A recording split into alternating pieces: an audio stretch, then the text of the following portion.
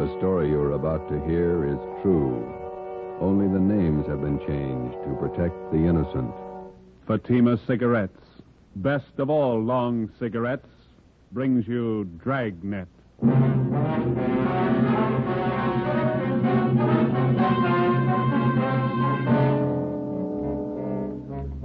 You're a detective sergeant. You're assigned to homicide detail. A notorious hoodlum in your city has been shot to death. A gang war is threatened if his followers seek revenge. Your job, find the killers. If you want a long cigarette, smoke the best of all long cigarettes. Smoke king-size Fatima. Fatima is the long cigarette which contains the finest Turkish and domestic tobaccos, superbly blended to make Fatima extra mild. And that's why Fatima has a much different, much better flavor and aroma than any other long cigarette. That's why Fatima has more than doubled its smokers coast to coast. So, enjoy Fatima, the best of all long cigarettes. It's wise to smoke extra mild Fatima. It's wise to smoke extra mild Fatima.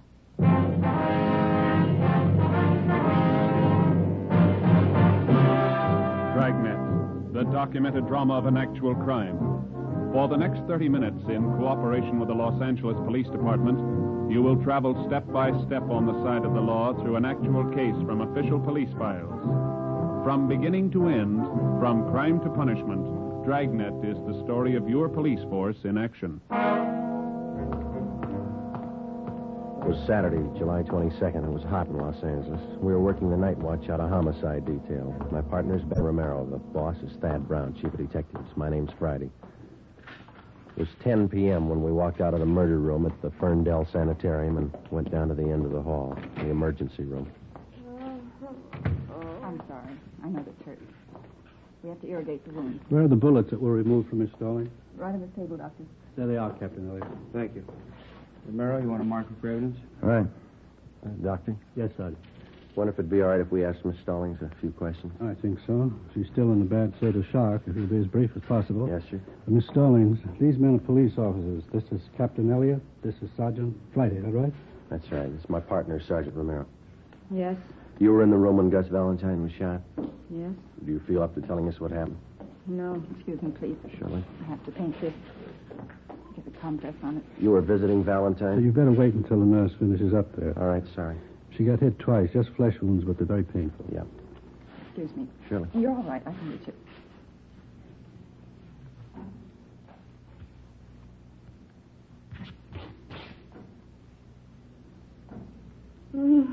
There. All right. You were in the room when Valentine was shot? Yes, I saw it.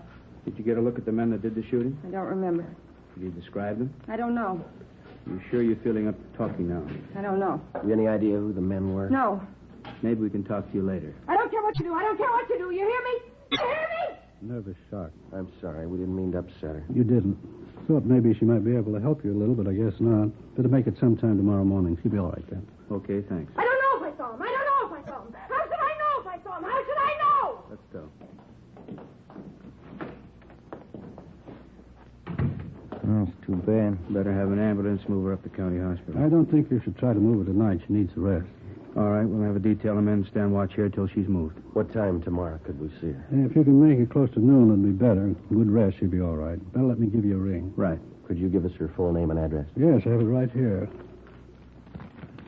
Ida Mae Stallings, 837 Downhill Street, Linwood. All right, thank you. Anybody else here in the sanitarium see the shooting? Well, I saw the men. I couldn't describe them, just their backs as they ran down the hall after the shooting. How were they built, do you remember? About average, I'd say. Hard to tell. How are they dressed? Well, one of them was wearing a hat. Looked like some kind of summer hat. Straw? No, it was one of those, I'm not trying to say, you know the kind. Was it an open weave hat? No, well, you know, very common in the summer. You mean a Panama? Panama, sure, that was it. White.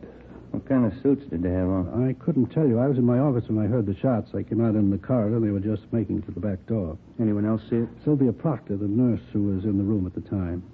Why'd they kill her? I don't know. Any of the patients? Is it possible one of them might have seen him? Yes, one of them did see something. Bert Anderson. Like to talk with him? Yes, we would. And down this way. He's in room 38, just down the hall from the shooting. All right. I should tell you, Mr. Anderson lost his speech about 9 years ago. He uses a child's slate to write on. Why is he here in the sanitarium? He's old, 73, lives on a pension. Except for losing his speech, he's as sharp as a high school boy. Hello, Bert. Sorry to bother you after all the excitement. Yeah, all right. We won't keep you up long. It's after your bedtime. Would you hand me that box of chalk over there? Oh, yeah. Bert, these are the police officers. I want you to tell them what you know about the shooting tonight. I thought you might have seen it. This is Captain Elliott from the Homicide Department. How do you do, Mr. Anderson? And this is Sergeant Friday, is that right? Yes, sir. How are you, sir? And this is Sergeant Romero. How do you do, sir? Where were you at the time of the shooting, Mr. Anderson? Sitting in here with the door open, huh? Did you get a good look at the men? What'd they look like? Question, Nora. I don't think he understands what you want to know.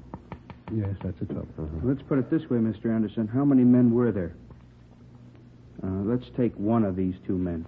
Can you describe one of them? That's the way, Captain. That slate's rather small, and he can only get so much on it at a time. He's like all of us. He wants to talk fast, and this is the only way he knows, so we have to make it easy for him. I understand. Built like the captain. Your bill, Skipper. Same man had a thin mustache. That's all I can tell you about him. How about the other man, Mr. Anderson? Can you describe him? Please. What's that second word? I can't make it out. Understand. Uh-huh. They were running very fast. Thanks. Yes, we understand. Did you see the other man at all? Fine. What can you tell us about him? All he could see was man was wearing a hat. A white Panama hat, Mr. Anderson? He says yes. Was there anything peculiar about the way they walked or ran? Did one of them have a limp, for instance? Didn't notice anything. Says he didn't notice anything. Could you tell us anything about the men's faces? They passed by so quickly. I was worried about the gunshots. Yes, we can understand that, but do you think you could identify them if you ever saw them again? He says he could try. Could Mr. Anderson come downtown if we have a show up? I don't see why not, but gets around fine. Now he wants to know why they killed Miss Proctor, the nurse. He says she was one of his best friends. We don't know, Mr. Anderson.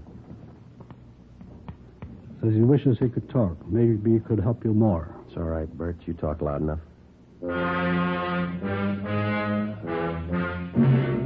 Monday, July 24th, a roundup of all known racketeers and their gang members was ordered by the chief of detectives. 3 show-ups were scheduled, one at 10 a.m., one at 2, and another one at 3 p.m. The witnesses that we had were unable to identify any of the men. The incomplete descriptions we had of the suspects was not enough to help the artist in the crime lab to build a composite picture of the killers. No matter what approach we took, it seemed that we were getting nowhere. The immediate apprehension of the killers was not only important because of their danger to the private citizen, but because of the ever-present threat of an open shooting war between Gus Valentine's followers and members of the murder gang, whoever they were. 3:15 p.m. I got it. Homicide, Romero. Oh, Yelly. All right, thank you. Crime lab. They make a run on those slugs you got at the hospital? Yeah, no match. Oh, that's great. How fouled up can it get? Yeah. Hi. Come on, slow motion. I'm with you. Hi, Rambo. Cromwell's message here to call you why. Well, yeah, I better do it right away. Just know the skipper told Stormy and me to work with you guys on the Valentine thing. We can use all the help we can get. Joe, you slide the phone over? Oh, yeah, here you go.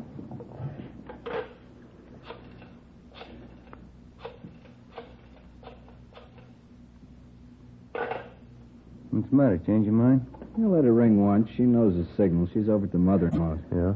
Mother-in-law's got lots of money and a limited phone. Let her call me. You got any ideas, Earl? Well, I don't know anybody who liked Valentine. A lot of them could have killed him. Just got word from the crime lab. There's no match on those slugs. And you didn't get anything out of the show-ups. No, nothing. Maybe that Stallings woman can give us something, huh? You haven't been out there yet? No, not yet. We've been sweating out the show-ups. Stormy and I read your reports. Rough go. We had an idea. Yeah? All of Valentine's boys you didn't get around to yet. Who's that? Benny Davis. He was pretty close to him. Thought a lot of him. If anybody figures to take over his interest, it's probably Davis. Well, you think advancement could have been the motive for him? No, he wouldn't kill him. Anyway, he couldn't have. Just got in from Florida this morning. That doesn't mean he couldn't have engineered it. Possible, but I doubt it.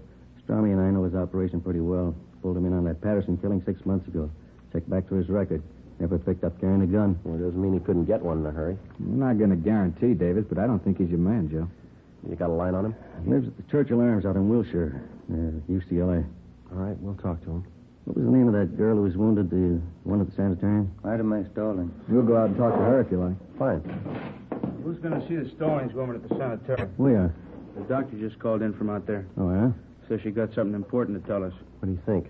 She ran with Valentine. She knew his friend. Yeah? Maybe she knows his enemies. As we planned, Detectives Rombo and Stromwall went out to the Ferndale Sanitarium to talk to Ida May Stallings. Ben and I drove out to the Churchill Arms apartments to see Benny Davis, one of Gus Valentine's close friends. He left a message with the desk clerk that he would be at his tailor's most of the day. The clerk gave us the address. It was an exclusive custom shop on Crescent Drive in the heart of Beverly Hills. Franklin Smith Limited was one of those places that featured imported Scotch tweeds and fine English woolens.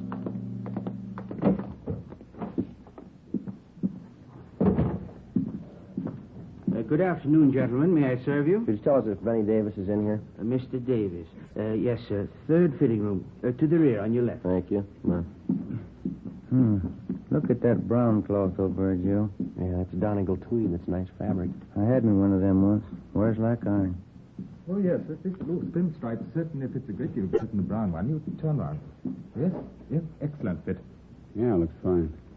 Yeah, I don't know if I like that right shoulder. Looks a little low, Mr. Davis. Excuse me? This fitting room's taken, gentlemen. Benny Davis in here. Yeah, what is it? What if we could see you alone? What about? Confidential. No, Cedric, not like that. Pull the shoulder up. More padding, maybe. Oh, do you think so? I don't know if I agree, Mr. Davis. Well, you can see how it slopes off there.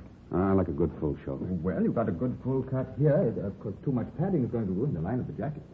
I'd like more padding. Yes, very well. Number 2 pad on the right shoulder and ease the armhole. Number 2 pad, right shoulder, ease armholes. What is it, income tax? What's the secret? We're police officers. Like to talk to you alone for a minute. All right, be finished in a second. That takes care of this one, Mr. Davis. You want 2-inch cuffs in the trousers? Yeah, on all of them. Cedric, be sure to get these sleeves short enough. I'd like lots of linen to show. Oh, yes, surely. Now, if you'll slip on the green tropical. Okay. I'll take your jacket. Thanks. Hey, want to tell me what it's all about? Rather talk to you alone. Here are the trousers. Okay. Good-looking suit, huh? Fine. Yeah, get all my stuff made here. I'll let Smith here make you a suit sometime. Got a fine suit of clothes. Yeah. Thank you, Mr. Davis. Is your jacket, Mr. Davis? Right. That looks fine. Yes, the trousers are just right. A little fullness on the back of the jacket here. Uh-huh. And taking the center seam. Taking center seam. How much? And trimmed. Here's the back. Raise the back. Short collar. Short collar. Looks just fine. That's a nice soft roll of the lapels, isn't it? Yeah, good. All right, Mr. Davis. Now, how about the white Palm Beach? Nice Panama hat would go good with that one. I never wear them. I like a coconut palm with a wide puckery band. Wonder if you could hold off the next fitting for a minute. We won't keep you long. All right. Any place around here where it's private? We can use Smith's office. Okay, Frank? Certainly. Go right ahead, gentlemen. Thank you. Which way? Back here.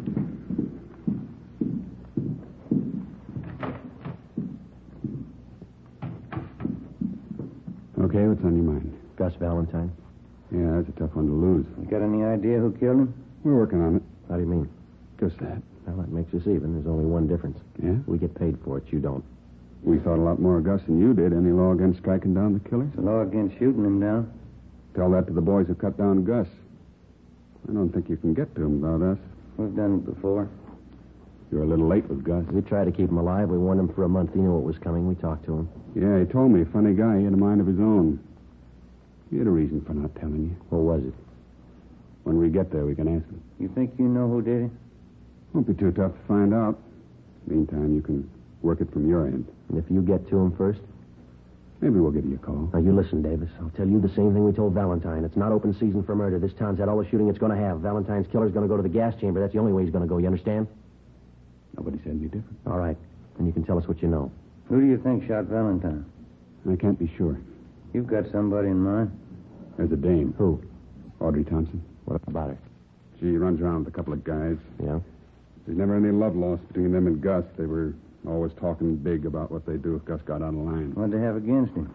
Business claimed Gus was squeezing them out. Was he? I never knew much about Gus's out-of-town business. That's where these guys are from. They're new in town. Figured Gus was cutting them off out here on the coast. Who are they? Shaker Brothers, Bud and Carl. Where can we find them? I don't know. They're in town somewhere. What about this Audrey Thompson? Nice dame. Hard to figure. Husband died a year ago. Real nice woman. Been doing the town with the Shaker boys. Nobody can figure it. You think she's in on it? No, but she could finger him if anybody could. Lives at 8700 North Serrano. All right, Davis, thanks. What's the new wardrobe for? Going east to catch the new Broadway show leaving Wednesday. Better hold off for a week, huh? All right. Come on, Ben.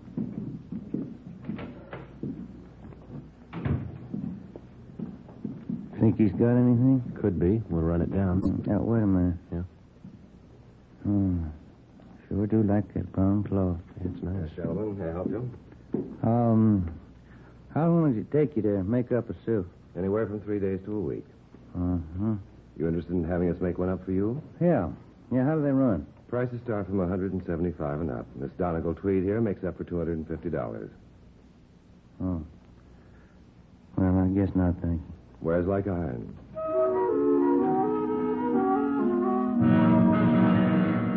.30 p.m. We drove out to 8700 North Serrano to the home of Audrey Thompson. There was nobody home. We went back to the office to check with Rombo and Stromwall. We drove in the Spring Street entrance of the City Hall garage.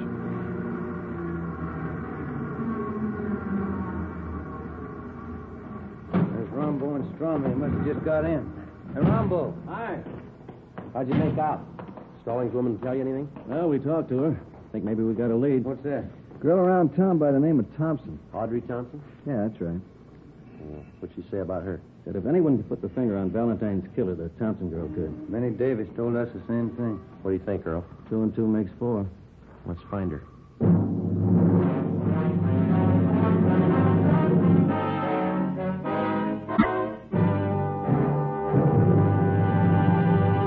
You are listening to Dragnet for the step-by-step solution to an actual police case.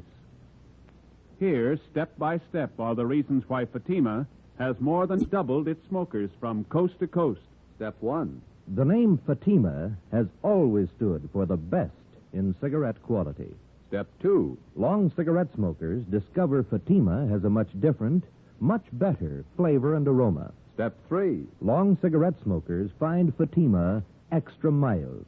Fatima is the long cigarette which contains the finest Turkish and domestic tobaccos superbly blended to make Fatima extra mild. And that's why more and more smokers every day agree It's wise to smoke extra mild. Fatima.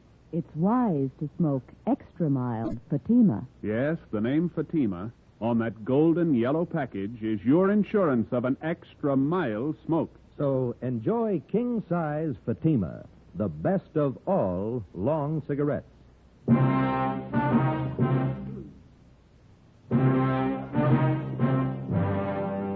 5 o'clock Monday afternoon. We tried for 3 hours to get in touch with Audrey Thompson. A few minutes after 8 p.m., we contacted her landlady. She told us that the Thompson girl was out of town and would be gone for 2 days. She didn't know where she'd gone, but she told us that she would be back. We checked her apartment and found all of her clothing and personal effects. A stakeout was placed at 8700 North Serrano, and then we went back to the office and got out a local broadcast on Audrey Thompson. Tuesday morning, 8 o'clock. Ben and I met with Captain Elliott, detectives Rombo and Stromwall. Get a line on the Shaker brothers? Located them at the Eagle Towers apartments. Got them under surveillance. I don't think it'd be a good idea to pull them in yet. See what the Thompson girl has to say, then we can move on them. That's what we figured. Pull the packages on them? Yeah, they both got fair records. Been up on 3 raps, 1 conviction, second-degree robbery in Tulsa. That's where they're from. Couple of tough ones, always ready to use a gun. Apparently got a wad of dough somewhere. They've been throwing a lot of money around town. Pick up any rumbles about them? Well, we've been nosing around. We can't get anything on them for sure. They're not known around here. Shown the mug shots of the Shaker brothers to Mr. Anderson at the sanitarium. The doc, too. Yeah. Looks like the guys to them. Everything hinges on the Thompson girl. Check her out? Yeah, she used to be married to a newspaper man, Blaine Thompson. Died last year in an auto accident. No children. Went to high school here in town, local girl. Reputation's good all the way. Why the sudden switch to tough guys? I don't think she knows. You satisfied Davis is leveling with you? Well, if he's not, he did a good job briefing the Stallings woman. They both came up with the same lead, the Thompson girl. We had him in on the Patterson killing. You remember that, Skipper? He cooperated then. That time it was his skin. This time it's not. Well, I laid it out for him. He's been told. How's it feel to you fellas? Pretty quiet around town? Yeah, seems to be. I wouldn't make book on what might happen if we don't wrap this thing up quick. I think after Joe and Ben gave Davis a word, he passed it down along the line. Anyway, there's an outside chance. They just brought in the Thompson girl. Send her in. Right. In here. You sit there, Miss Thompson. All right. Our detectives Friday, Romero. How do you do? Cromwell, Rambo. How do you do? Guess you're wondering why you've been picked up. Yes, I was rather surprised. I was down at Palm Springs for a few days. I don't often get away. My boss gave me a 2-day holiday. What do you know about the Shaker brothers, Miss Thompson? They're friends of mine. I go out with. We have reason to believe they might be mixed up in a murder.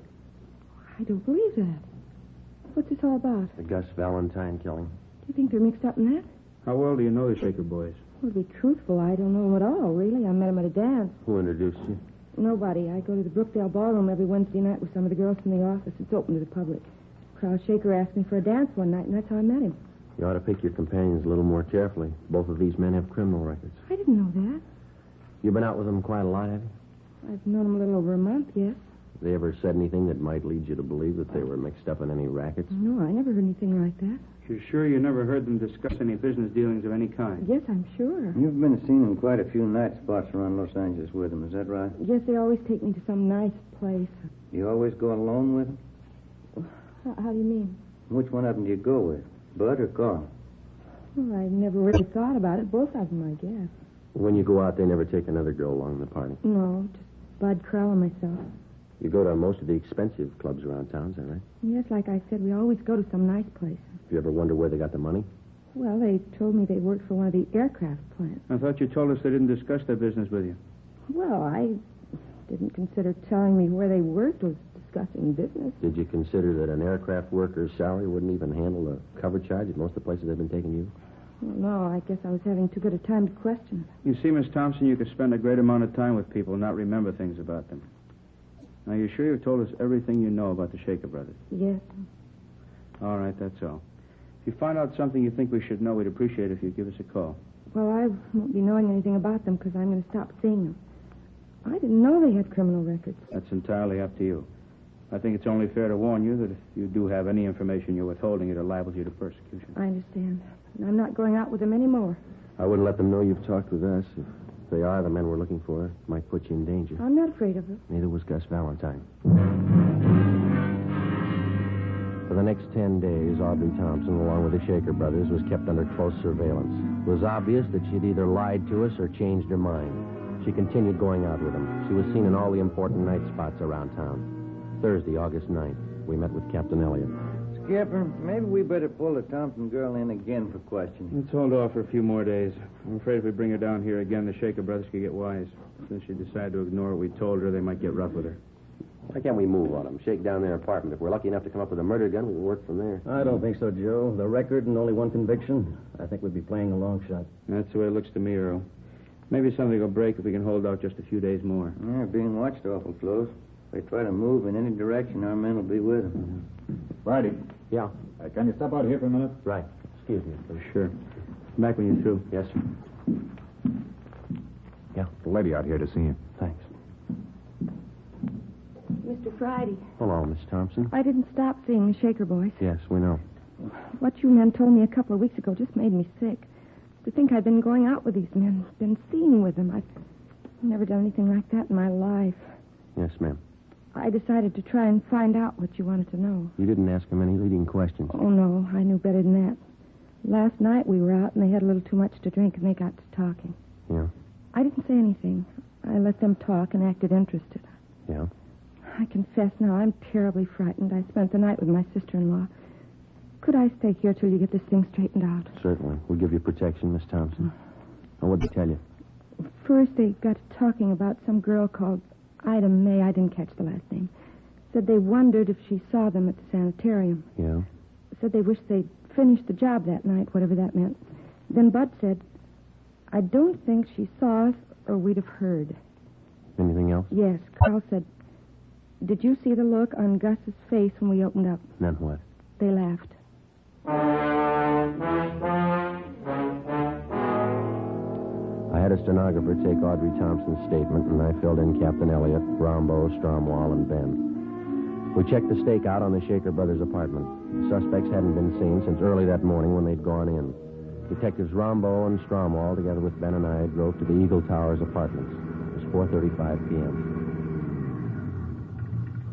Strommy and I'll go up the back way. We'll notify the men on stakeout. Keep a sharp eye all around. Right. Let's go.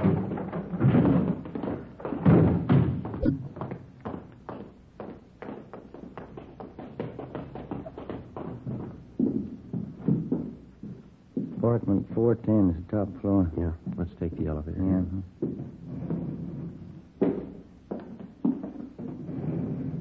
Push 4. Right.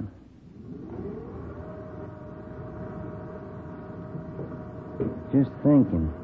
Yeah? That Thompson girl, long on nerve. This way. Here it is. Cover me. Yeah.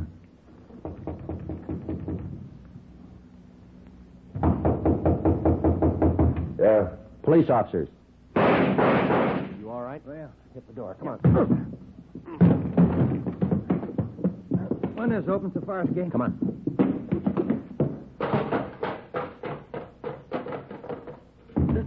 There they go over by the ventilator. Watch it. There's Strommy and Rombo coming out the door under the roof. Rombo, watch it. They're up here. There goes one of them. Come on. All right, hold it right there. I give up. There goes the other one. He's making for that cable house. Stay with this one. I'll get him. All right, Shaker, let's put the gun away. You make a break onto the roof, they'll cut you down. Hold it, Shaker.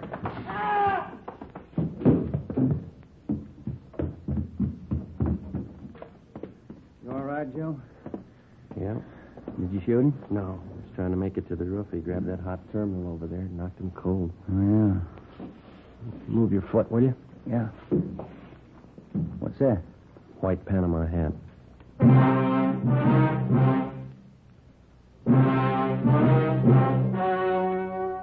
The story you have just heard was true. Only the names were changed to protect the innocent. On November 19th, trial was held in Superior Court, Department 89, City and County of Los Angeles, State of California. In a moment, the results of that trial. It's amazing how many long cigarette smokers are changing to Fatima. Here is the actual report. From coast to coast, king-size Fatima has more than doubled its smokers. Yes, more and more smokers every day are discovering that Fatima is the best of all long cigarettes. Long cigarette smokers find Fatima has a much different, much better flavor and aroma. Long cigarette smokers find that Fatima is extra mild because it's the long cigarette which contains the finest Turkish and domestic tobaccos superbly blended to make it extra mild. So enjoy extra mild Fatima. Best of all long cigarettes. It's wise to smoke extra mild Fatima. It's wise to smoke extra mild Fatima.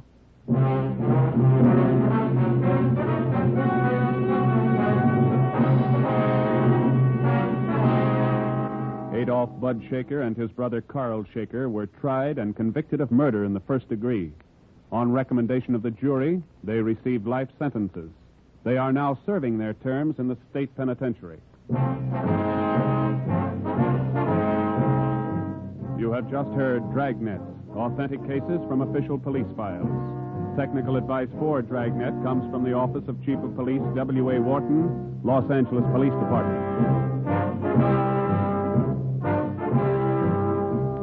Fatima Cigarettes, best of all long cigarettes, has brought you Dragnet from Los Angeles. Tomorrow, hear the Ronald Colemans in the Halls of Ivy on NBC.